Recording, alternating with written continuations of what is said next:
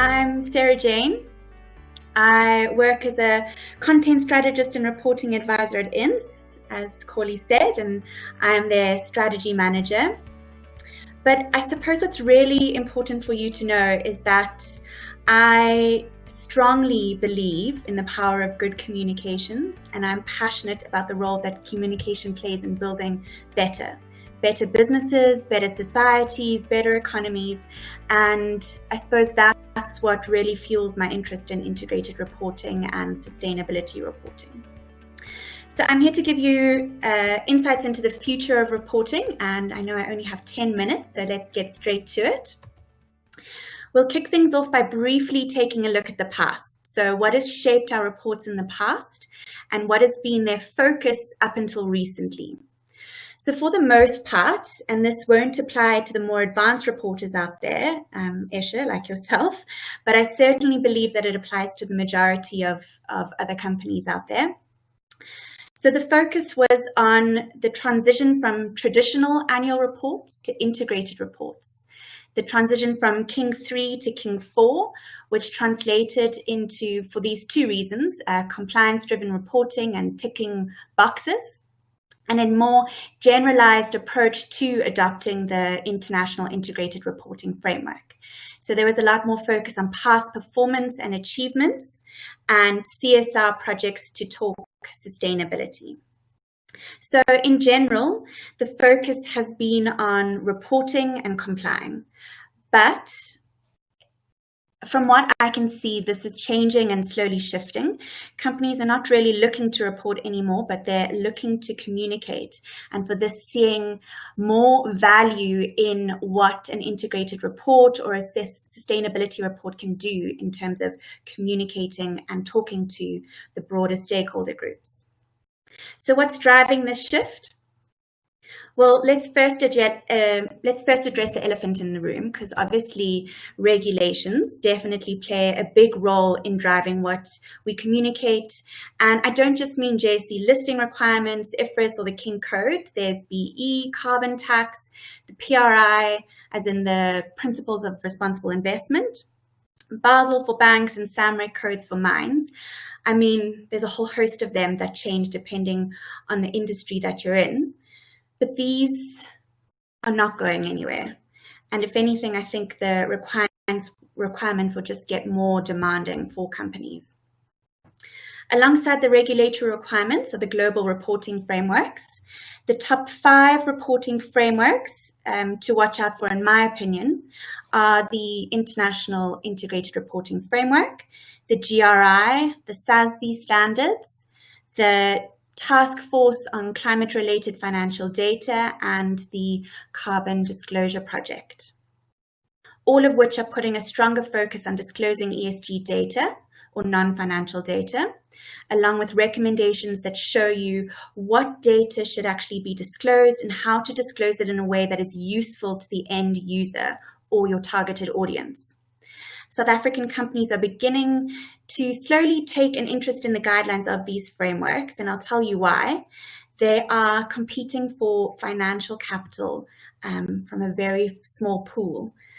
So finances and investors that provide capital have realized that what used to provide the best returns in the past may not provide any returns in the future, and that careful consideration of environmental, social, technological, and economic factors need to be integrated into their financial analysis in order to pick out the winners from the losers, especially when investing in the long term. Companies looking to attract their attention need to make it easy for them to therefore conduct their analyses. But nothing is easy, right? And nothing is for certain. Conditions are never perfect, especially when battling junk rate status, political turbulence, and corruption, a prolonged and deepening economic recession, exponential change in technological innovations, social inequality, climate change and resultant natural disasters such as floods or fires. Then, obviously, to top it all off, a worldwide pandemic, COVID-19, just to make it all the more interesting. I think that, if anything, the pandemic has emphasized how interconnected world systems actually are. So for those looking to invest in the long term, the analytical process will have to go far beyond that of past financial performance results. Another driving force comes from societal pressures. In a world where all stakeholders are empowered to share their opinion of a company at all times, companies need to justify their social license to operate by proving that they are a force for good. Fluffy claims are no longer enough.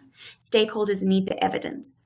This is crucial in upholding a good reputation amongst all the different stakeholders that contribute to the success of a company, be it customers, employees, or suppliers. You need them to trust you. So I attended an event about a year ago where this quote was shared, and it's stuck with me. I believe it sums things up really well. It says, we're in the era of naked corporations. So if you're going to succeed in this era, you'd better be rather buff.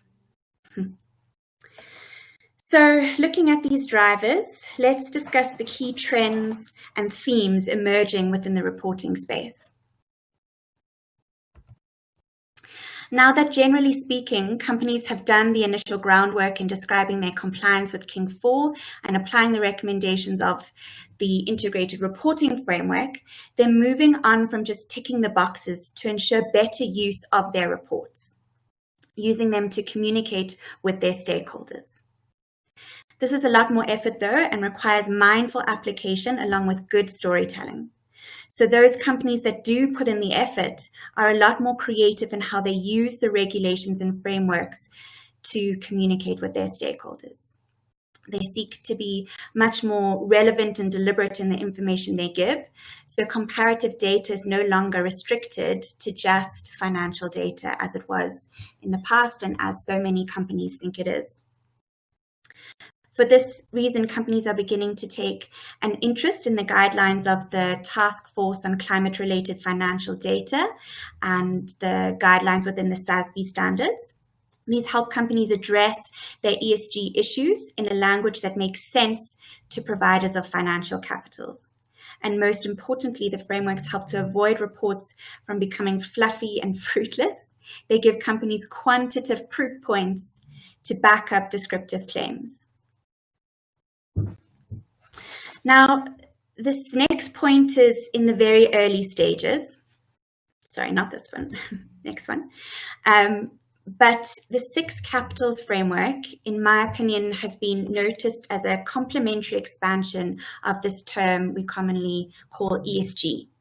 Using the Six Capitals to discuss the management of environmental and social issues, risks, and impacts allows for a much more robust conversation, especially for those companies who rely heavily on social and environmental resources to generate what we call manufactured capital or intellectual capital, or for those that don't speak the language of Six Capitals, tangible and intangible assets.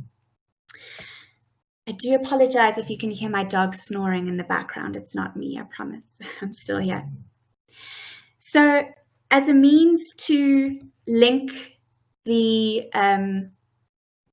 sorry, let me go back a second here. So as a means to link the conversation with past performance and future prospects, more companies are taking a deeper interest in how they communicate their strategy. I like to think that more often than not, there is a strategic focus and foresight within a company. However, because there is no formal presentation of that strategy to refer to, the narrative around the company's strategy is inconsistent and leads to different versions and different stories of what that strategy is and what success or value means to the organization. This reflects poorly on a company's strategic focus from the perspective of an external stakeholder. So companies are paying better attention to how they describe their strategy and their purpose. And those that do it really well have made a conscious effort to address their most material sustainability issues within the organizational strategy. In this case, the investment story becomes a sustainability story, and integration happens a lot more naturally. So these are just some of the trends I've noticed while working within the space of corporate reporting. Trends that were were slowly emerging before the pandemic announced itself, but that have shifted to the spotlight since then. To demonstrate what this means for the future of reporting, I thought I'd show you a recent report that came out by PwC, who conducted a scenario analysis of what the working world might look like in 2030. It's a really interesting report, and I'd highly recommend reading it when you've got the time. They came up with 4 scenarios, and so you can see they speak to sort of a socially orientated world, one that revolves around technological innovations, profit, and then companies who care. That's what they've called it. And in this particular scenario, they're companies that care, where there's a greater focus on the interdependence of the environmental, social, and economic world. They've brought out, or they've looked at what reporting will look like in the future. And you'll see here on the left, they've discussed or described what that will look like. They say in 2030, real-time reporting of sustainability data is a legal requirement for all listed companies. Most unlisted entities also voluntarily produce detailed quarterly data. Here's an extract from an Imagine Organization's 2030 sustainability report, which allows online comparison with peer group organizations. So as you can see, what they believe will happen is that the data will be updated on a very regular basis. The data is contextualized so that even if the company increases in size, you can still compare what happens in terms of their management of environmental and social issues and what that translates into in terms of impact. So very interesting to see where this is going. So looking to the future, as I mentioned earlier, companies are going to be expected to give more of themselves, and so need to put mechanisms in place now to ensure that they don't get left out of the small pool of financial capital. Just to touch on a few things I see coming our way, what will stakeholders be demanding in the future? I believe that providers of financial capital will request more ESG data as they feel the pressure to demonstrate how they are investing their funds towards a better future. I think that because of this, there'll be greater appreciation for good integrated reports and really good sustainability reports. More companies are going to voluntarily prepare and publicize reports. This is something that I've seen already happening in places like the UK and other parts of Europe and the States.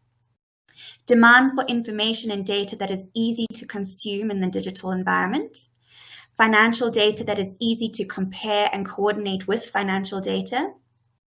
Stronger focus on strategy, remuneration, and risk management disclosures. Esha, I think you touched on this really nicely. A financial analysis that demonstrates longevity. Analyses that demonstrate consideration and preparedness for the future. Stories that are insightful, truthful, and authentic, and a greater demand for the assurance of data.